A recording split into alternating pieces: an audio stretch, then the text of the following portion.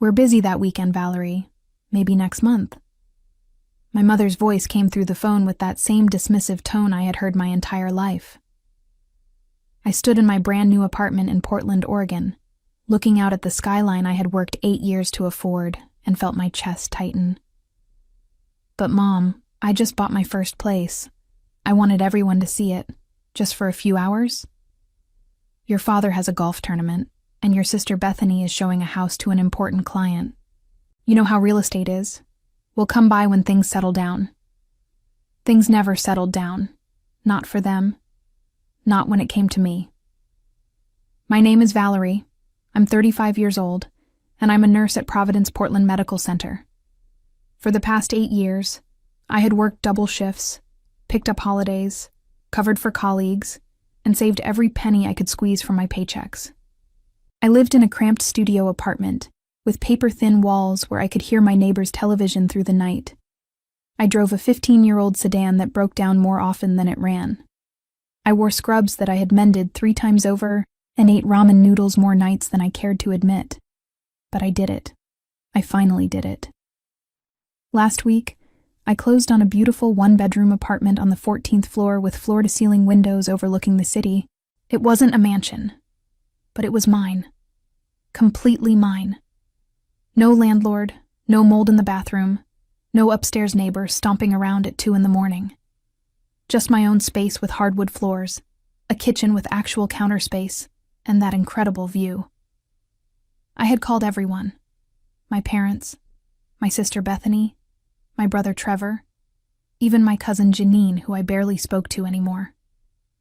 I planned a housewarming for Saturday afternoon. Nothing fancy, just some appetizers, drinks, and a chance to show my family what I had accomplished. One by one, they all declined. "I have a work thing," Trevor said. "That's the weekend of the charity auction I'm organizing," Janine explained, though she had never mentioned any auction before. Bethany was the worst. She laughed when I first told her about the apartment. "You bought in that building? Valerie, seriously? It's not even in a trendy neighborhood. I could have helped you find something with actual investment potential." My sister had always been like that. She became a real estate agent 5 years ago and suddenly acted like she was an expert on everything. Never mind that I had spent months researching, visiting open houses, and carefully calculating what I could afford. Never mind that this apartment was perfect for me. Bethany had opinions, and she never hesitated to share them. I ended the call with my mother and set my phone down on my new kitchen counter. The granite was cool under my palm. I looked around at the boxes still waiting to be unpacked, at the walls that needed decorating, at the space that should have felt like a celebration, but instead felt hollow. This wasn't new. This was the pattern of my entire life. Growing up, I was always the invisible child. Bethany was the golden daughter, the one with perfect grades and perfect friends. Trevor was the athletic son, the one my father bragged about at every barbecue. And I was just Valerie, the middle child who worked hard and never quite measured up. When I graduated nursing school, my parents threw Bethany a huge party for getting her real estate license the same month. My graduation dinner was at a chain restaurant with a gift card for $50. When I got my first nursing job, Trevor announced his engagement, and suddenly, that was all anyone could talk about for 6 months. When I paid off my student loans last year, Bethany bought a new car, and my mother spent 3 weeks showing everyone photos of it. I told myself it didn't matter. I told myself I was doing this for me, not for their approval. But standing in my empty apartment that Saturday, I realized how much I had wanted them to care.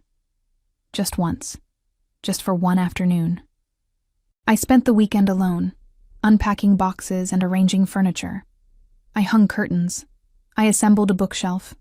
I organized my tiny closet and folded my clothes with the kind of care I never bothered with in my old place. This was my home now. Mine. Sunday evening, as the sun set over Portland, I stood by my window and watched the city lights begin to glow. The view was stunning. The skyline stretched out before me, buildings lit up against the darkening sky, and I could see all the way to the river. I picked up my phone and took a photo. just one picture of that perfect view with the city spread out below me. I posted it to social media with a simple caption, "Finally home." I didn't tag anyone. I didn't add details. I just shared that one image and set my phone aside. Within an hour, it started. My phone buzzed, then again, and again. I glanced at the screen and saw notifications flooding in. Comments, messages, phone calls, all from my family. I looked at my phone, then back out at the view. For 8 years, I had worked myself to exhaustion. For 8 years, I had heard every excuse about why they were too busy, too important, too occupied with their own lives to show up for mine. I set my phone on silent and walked away. Let them wait. The calls kept coming all night. By Monday morning, I had 17 missed calls from my mother, 12 from Bethany, 8 from Trevor, and even 3 from my father, who rarely called me at all. There were text messages piling up, each one more urgent than the last. I ignored them all and went to work. The hospital was busy that day, which suited me fine.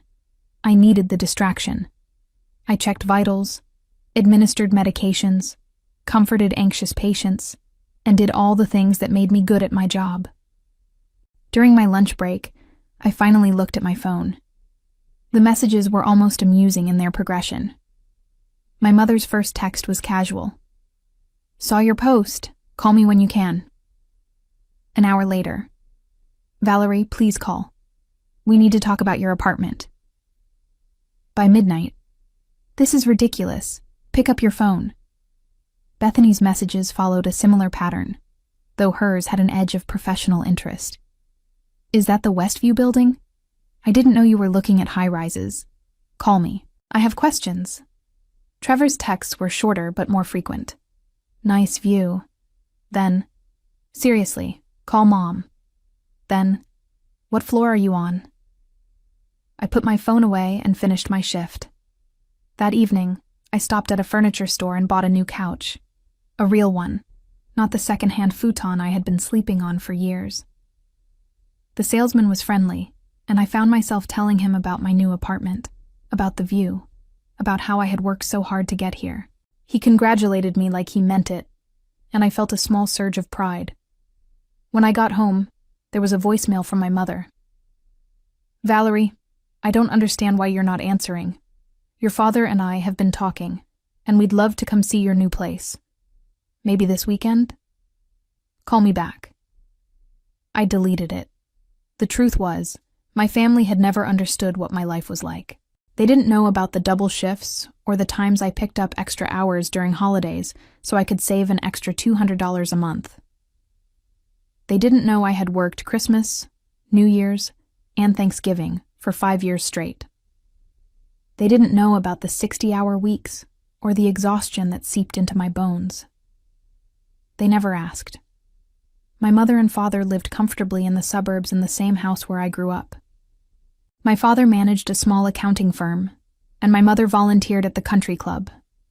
They were busy people, involved in their community, always organizing something or attending something, but they were busy with the things that mattered to them. Bethany had built a successful real estate career, or so she claimed. She sold homes to wealthy clients and posted photos of herself holding oversized checks at closings. She drove a luxury sedan and wore designer clothes and talked constantly about her networking events and open houses. Trevor worked in sales for a pharmaceutical company. He traveled often, made decent money, and spent most of it on his hobbies. He had a boat he took out twice a year, and a motorcycle he liked to show off at family gatherings. And then there was me, the nurse, the one with the practical job and the practical life. The one nobody worried about because I was stable, reliable, boring. When I was younger, I tried to get their attention. I joined clubs in high school. I volunteered. I kept my grades up. Nothing worked. Bethany was always prettier, more charming, more interesting. Trevor was always more fun, more athletic, more popular. I was just there, a shadow in the background of our family photos. By the time I started nursing school, I had stopped trying. I focused on my education, on building a career, on taking care of myself because nobody else was going to do it. And I told myself that was enough. But it wasn't. Not really. Deep down, I had still wanted them to notice. I wanted them to see that I was working hard, achieving things, building a life. I wanted them to be proud of me, just once. That's why I invited them to my apartment. That's why it hurt so much when they all said no. Wednesday afternoon, my mother showed up at the hospital. I was at the nurse's station updating patient charts when I heard her voice at the reception desk. "I'm looking for my daughter, Valerie. She's a nurse here." I felt my stomach drop. I considered hiding in a supply closet, but the charge nurse had already spotted me and was waving my mother over. "There she is," the charge nurse said cheerfully. My mother walked toward me with that determined look she got when she wanted something. She was dressed in her usual style, coordinated outfit, tasteful jewelry, perfect hair. She smiled at me like everything was normal. "Valerie, honey, I was in the neighborhood and thought I'd stop by." She was never in the neighborhood. The hospital was 30 minutes from her house. "I'm working, Mom." I know, but we've been trying to reach you. Why haven't you returned our calls?" "I've been busy." She laughed, that light, dismissive laugh that made me feel small. "Busy? We're all busy, sweetheart. But family is important. Your father and I would really love to see your new apartment. How about this weekend?" I looked at her standing there in the middle of my workplace, asking for the exact thing she had refused when I asked her first. The thing I had wanted so badly just a few days ago. "This weekend doesn't work for me," I said. Her smile faltered. "Oh. Well, when would be good?" "I'll let you know." I turned back to my computer, and after a moment, I heard her walk away. My mother wasn't the only one who wouldn't give up. Over the next week, my entire family launched a coordinated campaign to get an invitation to my apartment. Bethany started texting me real estate advice I never asked for. "You should consider refinishing the floors. It adds value. I can recommend someone." And, "Have you thought about the resale potential? Location is everything." Trevor sent me links to furniture stores and home decor websites. "Thought you might need this for your new place." My father, who normally communicated with me about twice a year, suddenly started calling every other day. "Your mother is worried about you. Just give her a call." Janine, my cousin, reached out with suspicious enthusiasm. "I saw your post. The apartment looks amazing. I'd love to see it in person. Are you free next weekend?" They were all so transparent, and none of them acknowledged the real issue. None of them mentioned that they had all turned me down. None of them apologized or even seemed to recognize why I might be upset. They just wanted access to what they now realized was worth their attention. I kept ignoring them. At work, my colleague Denise noticed my mood. We were restocking supplies together when she asked, "You okay? You seem distracted." Denise was one of the few people who knew my family history. We had worked together for 6 years, and over countless night shifts, I had shared enough for her to understand the dynamics. "My family won't stop calling me," I said. "About the apartment?" "Yes. They all said no when I invited them. Now they won't leave me alone." Denise shook her head. "Let me guess. They saw your social media post?" That's all it took. One picture and suddenly everyone wants to visit. "So what are you going to do?" I had been asking myself that same question. Part of me wanted to give in, to let them come over and see the apartment and move on with our lives. But a bigger part of me felt something I hadn't allowed myself to feel before. Anger. Real, deep anger at years of being overlooked and dismissed. "I don't know yet," I told Denise, "but I'm not ready to just forgive and forget." "Good," she said firmly. "Don't let them off easy." That Saturday, I had the day off. I spent the morning arranging my bookshelves and hanging pictures on the walls. My apartment was really coming together. Every corner reflected my taste, my choices, my hard work. It felt good. Around noon, my doorbell rang. I wasn't expecting anyone. I looked through the peephole and felt my chest tighten. Bethany stood in the hallway, holding a bottle of wine and wearing her professional smile. I considered not answering, but she rang the bell again. I opened the door but didn't invite her in. "Surprise," Bethany said brightly. "I was showing a property nearby and thought I'd drop by. How did you get my address?" "Mom gave it to me. Can I come in? I brought wine." "I didn't invite you." Her smile flickered. "Valerie, come on. Don't be like this. I want to see your new place. Mom said you've been avoiding everyone." "I wonder why." "Look, I'm sorry I couldn't make it to your housewarming. I really did have a client meeting, but I'm here now. Can't we just move past this?" There it was. The casual dismissal of my feelings, wrapped up in a pretty apology that wasn't really an apology at all. "No," I said. "No? You didn't want to come when it mattered to me. So I don't really care that you want to come now." Bethany's professional mask cracked. "Are you seriously going to hold a grudge over this? It's just an apartment, Valerie. It's not that big a deal." "Exactly," I said. "It's just an apartment, so you shouldn't mind missing out on seeing it." I started to close the door, but Bethany put her hand against it. "Wait. Just wait. I know we haven't always been close, but we're sisters. Can't we at least try?" I looked at her standing there in her expensive blazer with her expensive wine, and I wondered if she had any idea what she was asking. She wanted me to just let her in, literally and figuratively, without acknowledging the years of being second place, without admitting that she had always seen me as less important, less interesting, less worth her time. "You want to know something?" I said quietly.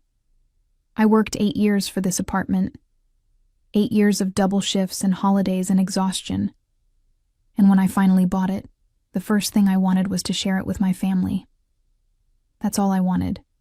Just a few hours of your time to celebrate something I was proud of." I said I'm sorry. "No. You said you had a client meeting." "That's not the same thing." Bethany's expression hardened. "You know what? Fine. Be petty. But don't come crying to us when you need something." "I haven't needed you for anything in years," I said.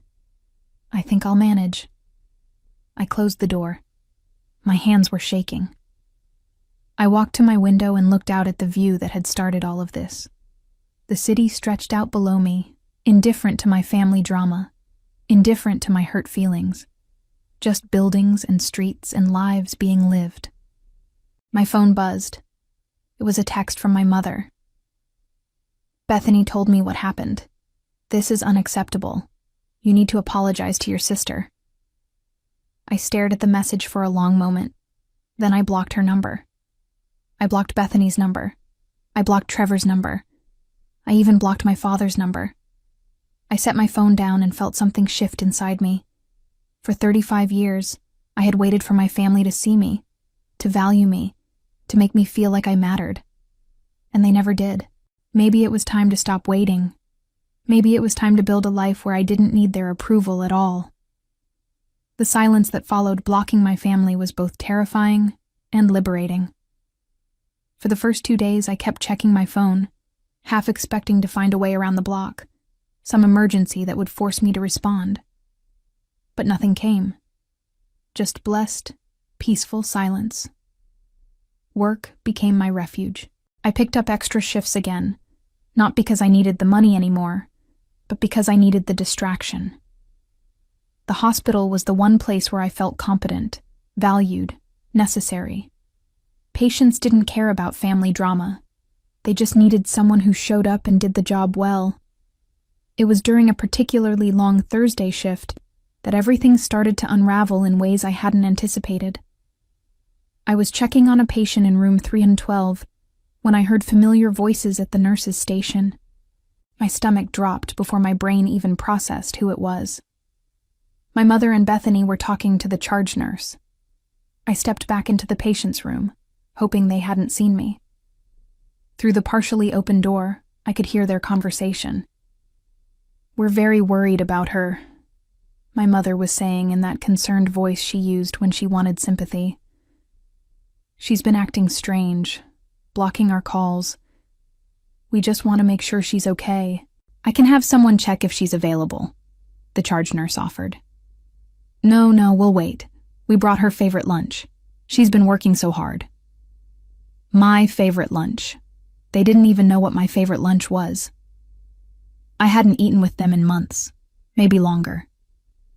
I stayed in that patient's room for 20 minutes, pretending to adjust IV lines and check monitors.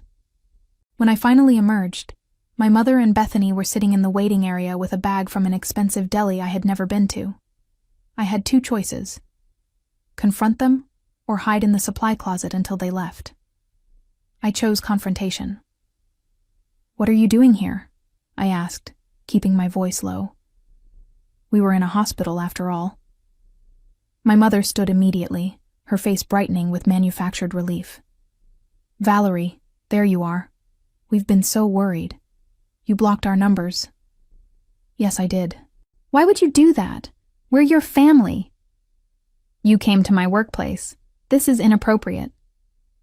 Bethany stood up, her expression somewhere between annoyed and embarrassed.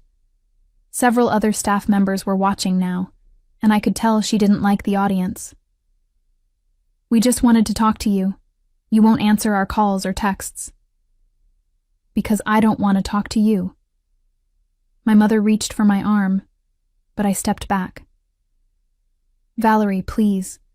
Let's be reasonable about this. Whatever we did to upset you, we can fix it. Just talk to us. You want to know what you did?" My voice was rising despite my efforts to stay calm. "You dismissed me. All of you. You couldn't take one afternoon to see my apartment when I invited you. But now that you've seen it's actually nice, you won't leave me alone. You don't get to decide when I'm worth your time." "We've apologized for that," Bethany said, her real estate agent voice slipping into that condescending tone she used with difficult clients. "How many times do we have to say we're sorry? You're being childish."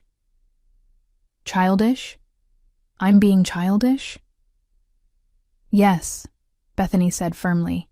"You're throwing a tantrum because we were busy one weekend. Grow up." The charge nurse stepped forward, clearly uncomfortable with the scene developing in the middle of the floor. Maybe this conversation should happen somewhere private. My mother ignored her. "Valerie, we love you. We want to be part of your life.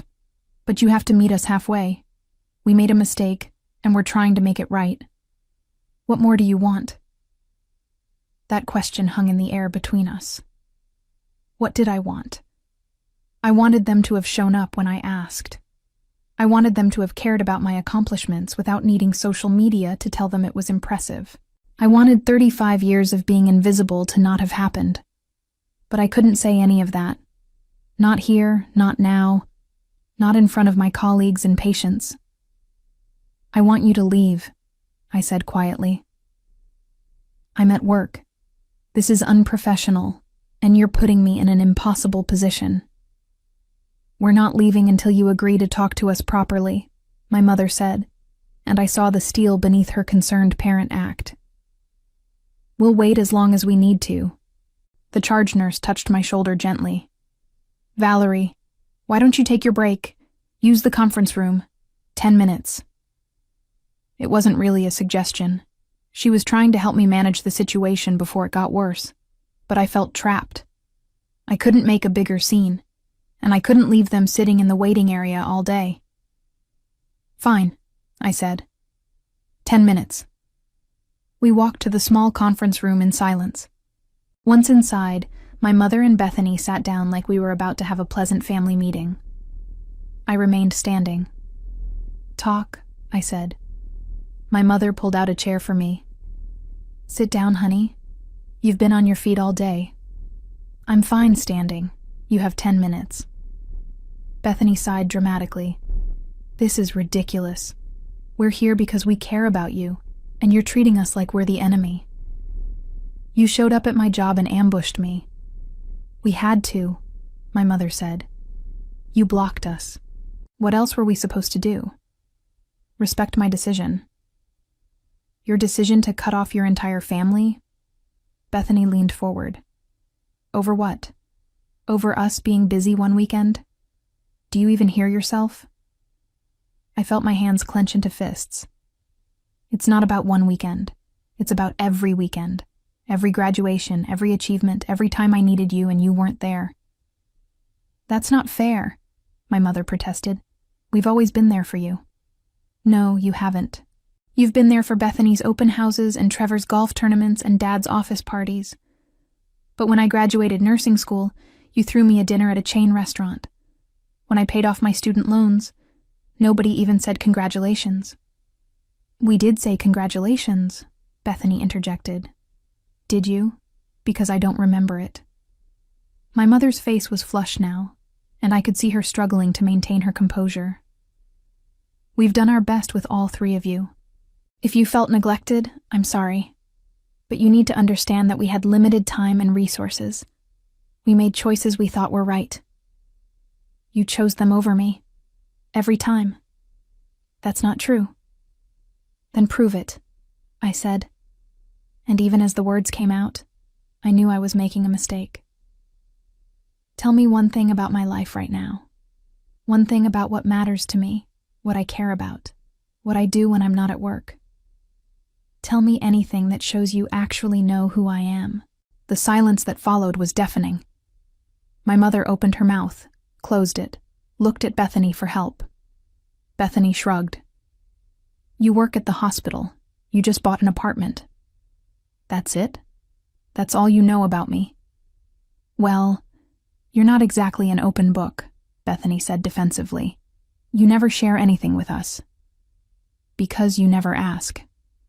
My mother stood up, her voice tight. This isn't productive. We came here to reconcile, not to be attacked. I'm not attacking you. I'm telling you the truth.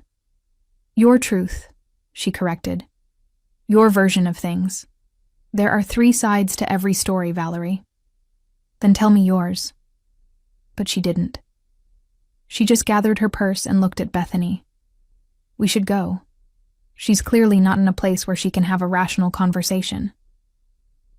They walked out, leaving the expensive deli bag on the table. I sat down heavily in one of the chairs and put my head in my hands. The door opened, and Denise poked her head in. You okay? No. She came in and sat beside me. That looked rough. They don't get it. They're never going to get it. Maybe not, Denise said gently. But that doesn't mean you were wrong. That evening I came home to find my brother Trevor waiting in the lobby of my building. He stood up when he saw me, holding a coffee cup and looking uncomfortable. How did you get in here? I asked, already knowing the answer. The building had a buzzer system, but some residents were careless about letting people in. Someone held the door for me. Look, I know you don't want to see any of us right now, but I really need to talk to you. I'm tired, Trevor. It's been a long day. Just 5 minutes, please. Against my better judgment, I let him follow me upstairs. When I unlocked my apartment door, I saw his eyes widen as he took in the space. Wow, he said quietly. This is really nice, Val. No one had called me Val since high school. I didn't invite him to sit down. Say what you came to say. Trevor walked to the window, looking out at the view that had caused all this trouble. I get why you're mad. I do. Mom and Bethany came to see me after they left the hospital, and they told me what happened. I'm sure they gave you their version. They did, but I also know them, and I know you, and I wanted to hear your side. That surprised me. Trevor had never been particularly insightful about family dynamics. He usually went along with whatever kept the peace. Why? I asked. He turned back to face me. Because I've been thinking about it, and you're right. We haven't been great to you. I haven't been great to you. I waited, suspicious of where this was going. When I got engaged, you helped plan my bachelor party. You spent weeks organizing it, and it was perfect. But when you graduated nursing school, I didn't even show up to the ceremony. I was golfing. I remember. And last year, when you texted me about paying off your loans, I just sent back a thumbs up emoji. I didn't even call you. No, you didn't. He sat down on my new couch without asking, looking tired. The thing is, I think I always just assumed you'd be okay. You're the responsible one, the one who has her life together. You don't need the same attention that Bethany needs or the same encouragement that I need. You just handle things. So you took me for granted. Yeah, I guess I did.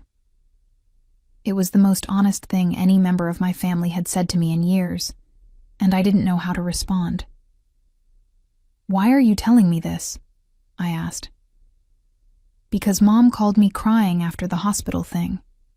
She said you accused her of not knowing anything about you, and when she tried to think of something, she couldn't, and that scared her.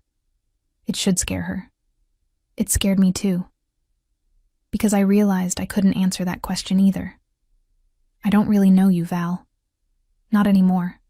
Maybe I never did. I felt tears prickling at my eyes, but I blinked them back. So what now? You apologize. I forgive everyone. And we go back to how things were. God, I hope not, Trevor said. Because how things were wasn't good. At least not for you. I sat down in the chair across from him. Then what do you want? I want to understand. Help me understand what the last 8 years have been like for you. What it took to get here. So I told him. I told him about the double shifts and the exhaustion. I told him about picking up Christmas Day shifts every year so I could save the holiday pay differential. I told him about living in that terrible studio with the broken heater and the landlord who never fixed anything. I told him about eating ramen and rice for months at a time. I told him about the spreadsheet I kept, tracking every penny, calculating how long it would take to save enough for a down payment. Trevor listened without interrupting. When I finished, he was quiet for a long moment. I had no idea, he finally said, because you never asked. You're right, but also, you never told us. You never said you were struggling, or that you needed help, or that things were hard. Would you have listened? He didn't answer, which was answer enough. I didn't want your help, I said. I wanted your acknowledgement. I wanted you to notice that I was working toward something. I wanted someone in this family to be proud of me, without me having to beg for it. I am proud of you. Looking at this place, knowing what it took to get here, I'm really proud of you, Val. 8 years too late. I know, and I can't change that. But I can try to be better going forward. If you'll let me. I wanted to believe him. I wanted to think that this conversation was real, that his understanding was genuine. But I had been disappointed by my family too many times to trust it easily. Trevor, why did you really come here? Did Mom send you? He had the decency to look embarrassed. She asked me to talk to you, yeah, but not for the reasons you think. She's genuinely upset, Val. So is Dad. They're realizing that they might actually lose you, and it's freaking them out. They should have thought of that before. You're right. But people don't always think about consequences until they're facing them. You blocking everyone, refusing to see us. It's making them understand how serious this is. Good. Is it? Trevor leaned forward. Because I'm not sure what your endgame is here. Are you cutting us off forever? Are you waiting for some grand gesture? What do you actually want to happen? It was a fair question, and I didn't have a good answer. I don't know, I admitted.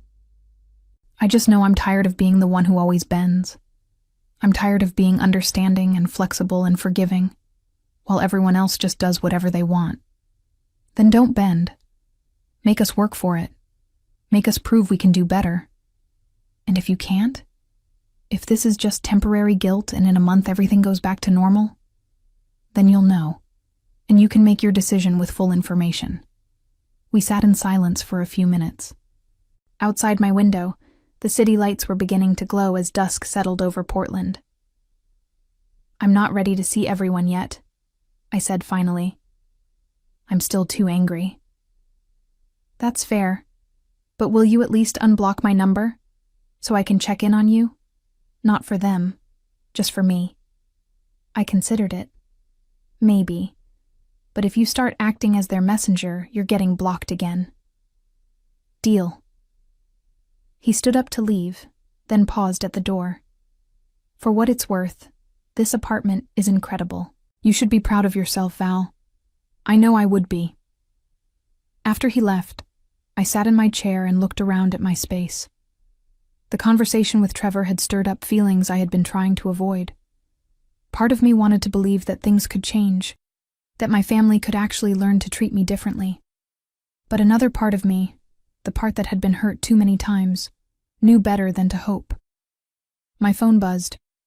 I had unblocked Trevor's number, and he had sent a text. Thanks for talking to me. I meant what I said. I didn't respond, but I didn't block him again either. 2 weeks passed, and I settled into a routine that didn't include my family. I worked, I came home, I enjoyed my apartment. I started taking yoga classes on Tuesday evenings. I joined a book club at the library. I went to happy hour with Denise and some other nurses from the hospital. I built a life that was entirely my own, and it felt good. Trevor texted me occasionally, but true to his word, he never mentioned our parents or Bethany. He just sent casual messages about his day or asked about mine. I responded sometimes, keeping things light. Then, 3 weeks after the hospital confrontation, something happened that changed everything. I was at the grocery store on a Saturday morning when I ran into Janine, my cousin. I hadn't seen her since before I bought the apartment, and I tried to walk the other way, but she spotted me. Valerie, wait. She hurried over, her expression urgent. I'm so glad I ran into you. I've been wanting to talk to you, but you blocked everyone. There was a reason for that. I know, and I don't blame you. But there's something you need to know, and I'm probably going to get in trouble for telling you. But I think you deserve to hear it. I felt a prickle of unease. What are you talking about? Janine glanced around, as if checking to see if anyone was listening. Can we talk somewhere private? This isn't a quick conversation. Against my better judgment, I followed her to the coffee shop next door.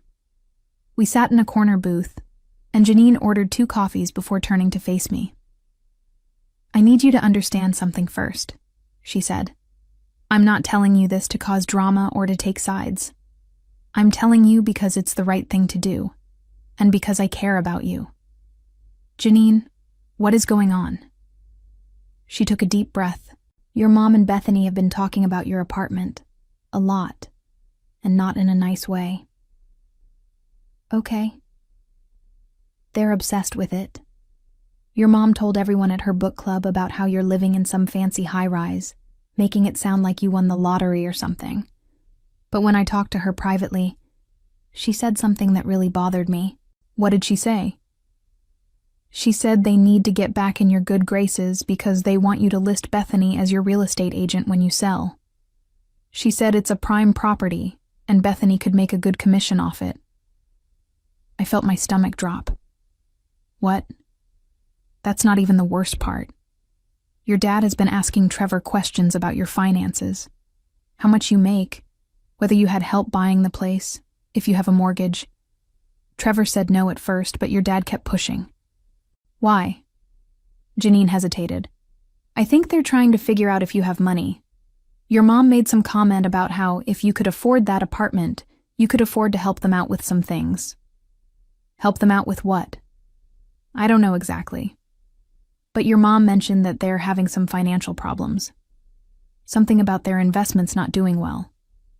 She didn't go into detail, but I got the impression it's serious. I sat back, trying to process what I was hearing. So, they don't actually care about fixing our relationship. They want something from me. I think it started as curiosity, but yeah, it's definitely turned into something else. Bethany has been telling people she's going to list your apartment when you're ready to upgrade. She's already calculated her potential commission. Are you serious? I wouldn't make this up. I thought about not telling you, because I know how much it's going to hurt. But you deserve to know what you're dealing with. I felt numb. Part of me had suspected that my family's sudden interest wasn't genuine, but having it confirmed was still devastating. There's one more thing, Janine said quietly. Your mom has been telling people that you're being selfish and cruel, refusing to see your family over a simple misunderstanding. She's painting herself as the victim, and a lot of people believe her because they don't know the full story. Of course she is. I've been defending you when I can, but you know how your mom is. She's very convincing when she wants to be. We sat in silence for a moment. My coffee had gone cold, and I hadn't even taken a sip. Why are you telling me all this? I asked. You've always been closer to my mom than to me. Because I've watched how they treat you for years, and I've always felt bad about not saying something. When you posted that picture of your apartment, I saw how beautiful it was, and I was genuinely happy for you. But then, I watched your family's reaction, and it made me sick. They didn't care about your accomplishment. They only cared about what it meant for them. Thank you for telling me, I said. Really. I know it wasn't easy. What are you going to do? That was the question, wasn't it? I had been waiting for my family to prove they couldn't change, and here was the proof, delivered on a silver platter. I don't know yet, I said, but I'm not going to let them use me. Good.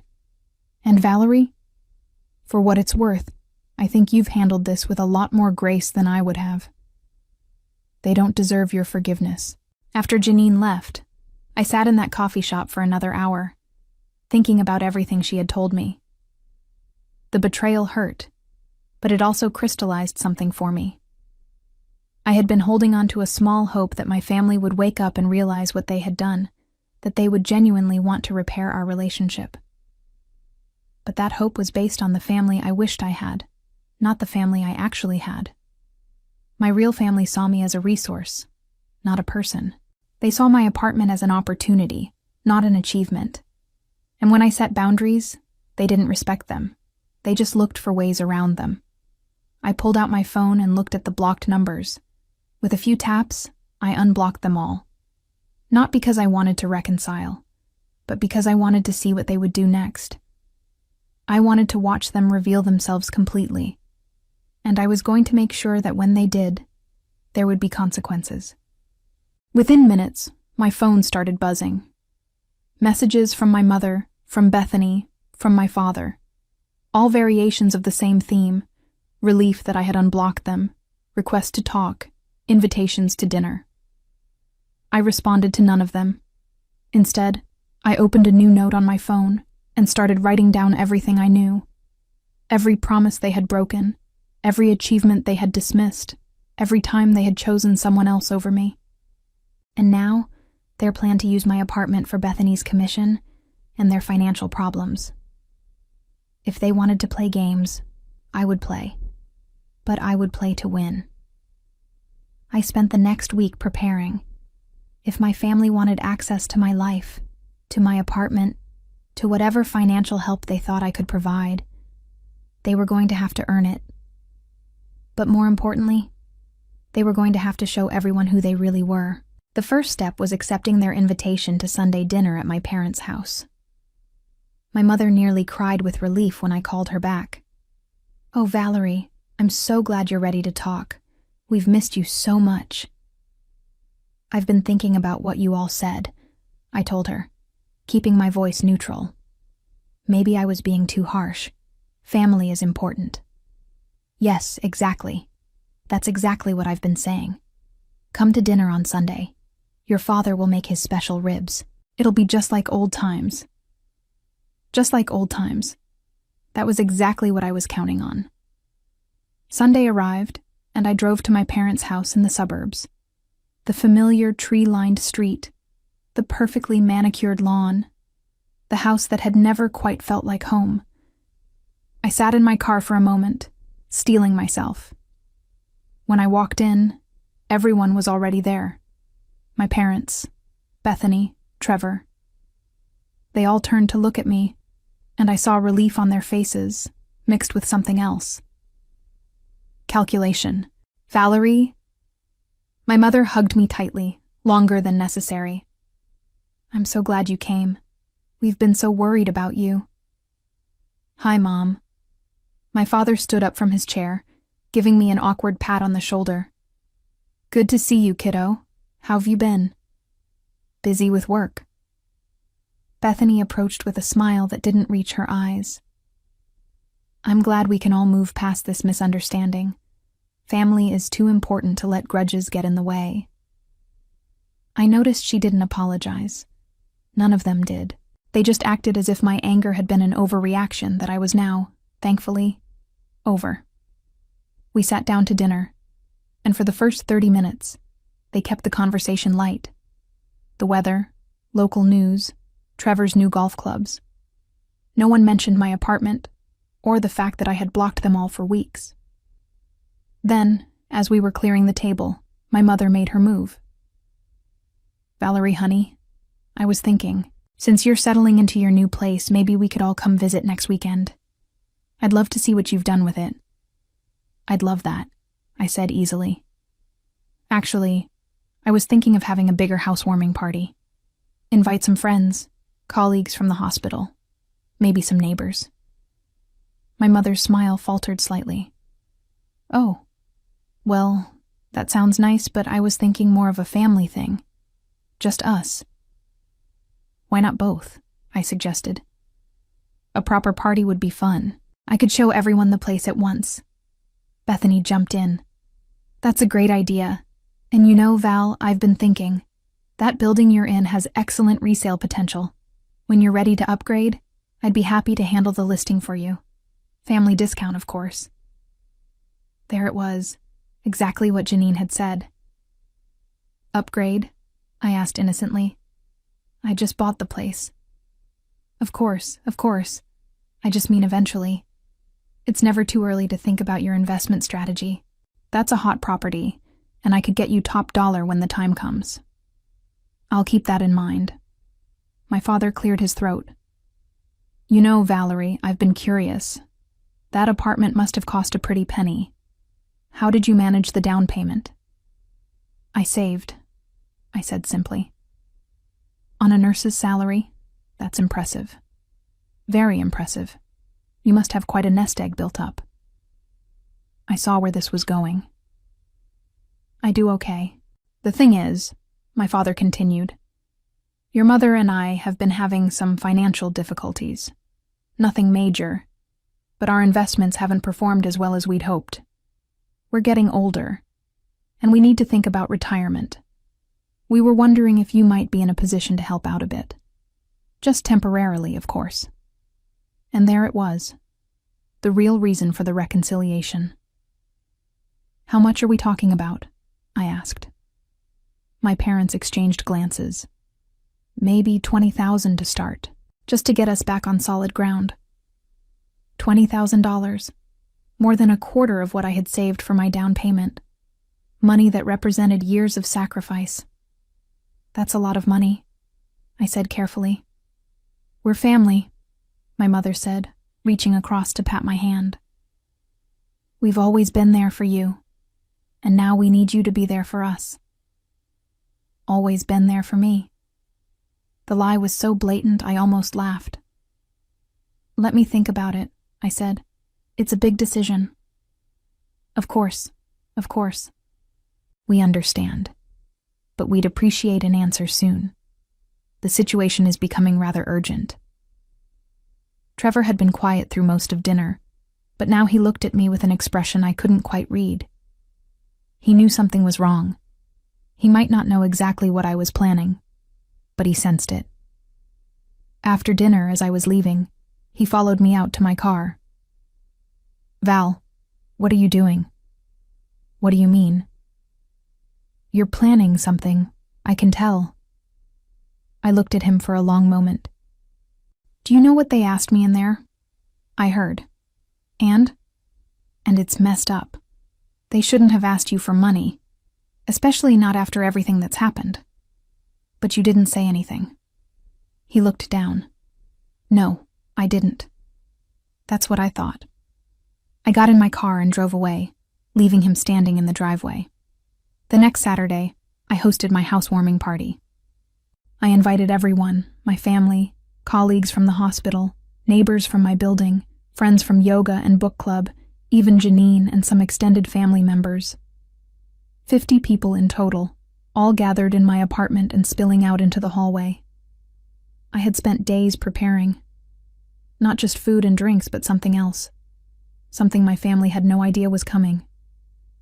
They arrived early, my parents and Bethany. Trevor came separately, still looking uneasy.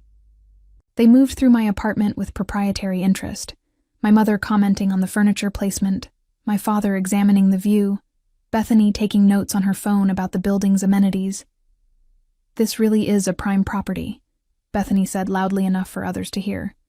Great bones, excellent location. I'm so proud of my sister for making such a smart investment. My sister.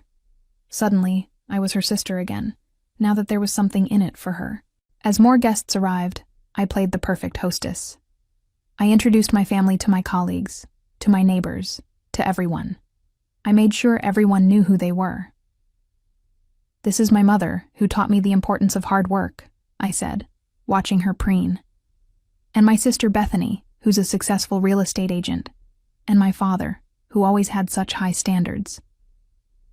Around 7 p.m., when everyone had arrived and the party was in full swing, I called for everyone's attention. I stood by my window, the city lights glowing behind me, and raised my glass. Thank you all for coming, I said. This apartment means everything to me, and I wanted to share it with the people in my life. My mother beamed. Bethany nodded approvingly. I've been thinking a lot lately about how I got here, I continued, about the journey it took to buy this place, and I realized that my story might resonate with some of you. I saw Trevor stiffen. He knew something was coming. 8 years ago, I was living in a studio apartment with mold in the bathroom and a heater that only worked half the time. I was working double shifts at the hospital, picking up every holiday, every weekend, every overtime opportunity I could find. I ate ramen noodles for dinner more nights than I care to count. I wore scrubs that I had mended 3 times over. I drove a car that broke down regularly. The room had gone quiet. My colleagues nodded, recognizing their own struggles. I did all of this alone, I said. I didn't have family money to help with the down payment. I didn't have connections to get me a better job. I just had myself and my determination to build something better. My mother's smile was starting to fade. She sensed where this was going. When I finally bought this place, the first thing I wanted to do was share it with my family. I invited them to a housewarming party. Every single one of them said no. They were too busy. They had other commitments, more important things to do. I saw several people glance at my parents and siblings, their expressions shifting. But then I posted one picture on social media, one photo of this view, and suddenly they weren't too busy anymore. Suddenly, family was important. Suddenly, they wanted to see my apartment, to be part of my success. Valerie, my mother said sharply, this isn't appropriate. Why not? I asked. You wanted to be here. You wanted to be part of this. So let me tell everyone the whole story. I turned back to my guests. 2 weeks ago, my parents asked me for $20,000. They said they were having financial difficulties and needed help. When I hesitated, they reminded me that family helps family. That they've always been there for me. The room was completely silent now. But here's the thing about that statement. They weren't there when I graduated nursing school. They weren't there when I paid off my student loans. They weren't there for any of the achievements that mattered to me. They were only there when they needed something. My father stood up, his face red. That's enough. You're embarrassing yourself. No, Dad. I'm telling the truth. And the truth is that you and Mom don't see me as a daughter. You see me as a resource. Bethany doesn't see me as a sister. She sees me as a future commission when I sell this place. Bethany's mouth dropped open. How dare you? I dare because it's true. Janine heard you talking about it. About how you've already calculated your commission, how you're going to list this apartment when I'm ready to upgrade. Several people gasped. Janine, standing near the back, nodded confirmation. You don't love me, I said, and my voice broke slightly despite my efforts to stay strong. You never did. You love what I can do for you. And I'm done pretending that's enough. My mother was crying now, but they were angry tears, not sad ones. How dare you humiliate us like this? In front of all these people? You ungrateful? Ungrateful? I laughed, and it came out bitter. For what? For raising me? That's what parents are supposed to do. You don't get extra credit for the bare minimum. We paid for your education, my father shouted. No, you didn't. I had scholarships and loans. You paid for Bethany's college and Trevor's car. I got a $50 gift card and a lecture about responsibility. The truth hung in the air, undeniable and ugly. My family stood there, exposed in front of 50 witnesses. My mother's face was red with fury and humiliation. Bethany looked like she wanted to disappear. My father couldn't meet anyone's eyes. Only Trevor remained still, watching me with an expression that might have been respect. I think you should leave, I said quietly. All of you. Gladly, Bethany snapped. She grabbed her purse and stormed toward the door. My parents followed, my mother pausing only to hiss at me. You'll regret this. No, I said. I really won't. Trevor lingered for a moment. Val, go with them, Trevor. You made your choice by staying silent. He opened his mouth as if to argue, then closed it and walked out. After they left, the party was subdued for a few minutes. Then Denise came over and hugged me tightly. That was the bravest thing I've ever seen, she whispered. One by one, other people approached. Colleagues who had worked similar struggles. Neighbors who understood family dysfunction. People who had their own stories of being undervalued and overlooked. My parents did the same thing to me, one of the nurses said. Only cared when they needed money. I cut off my sister 3 years ago, a neighbor admitted. Best decision I ever made. The party eventually resumed, and it turned into something better than I had planned. It became a celebration not just of my apartment, but of boundaries and self-respect, and choosing yourself when no one else will. Around midnight, after everyone had left except Denise, she helped me clean up. So what happens now? She asked. Now I live my life, I said, without them. They'll try to come back. People like that always do. Let them try. I meant what I said. I'm done. My phone had been buzzing all evening. Messages from extended family members, some supportive, most confused or angry. My aunt texted, "How could you embarrass your parents like that?" I blocked her. My mother left a voicemail. "You are no longer part of this family. Don't ever contact us again." I saved it, just in case I ever doubted my decision.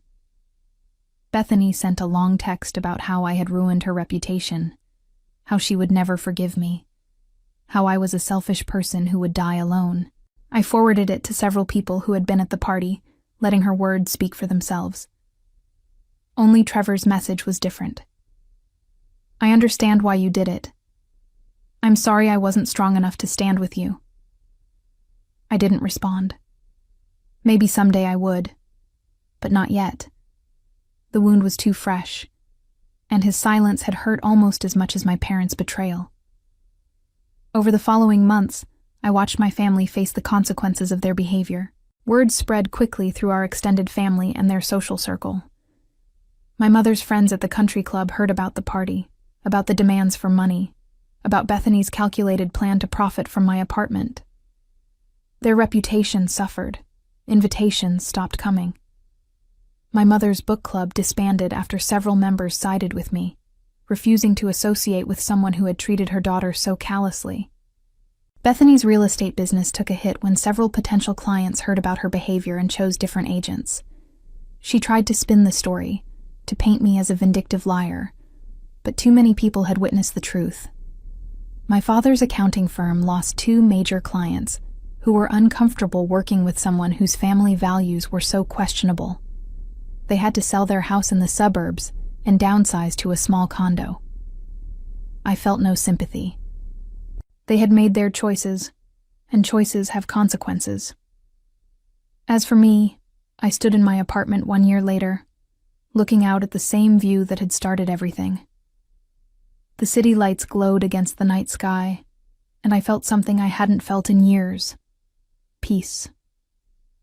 I had built this life alone, without my family's support or approval, and that made it entirely mine. The isolation I had feared never came. Instead, I found a chosen family in my colleagues, my neighbors, my book club friends.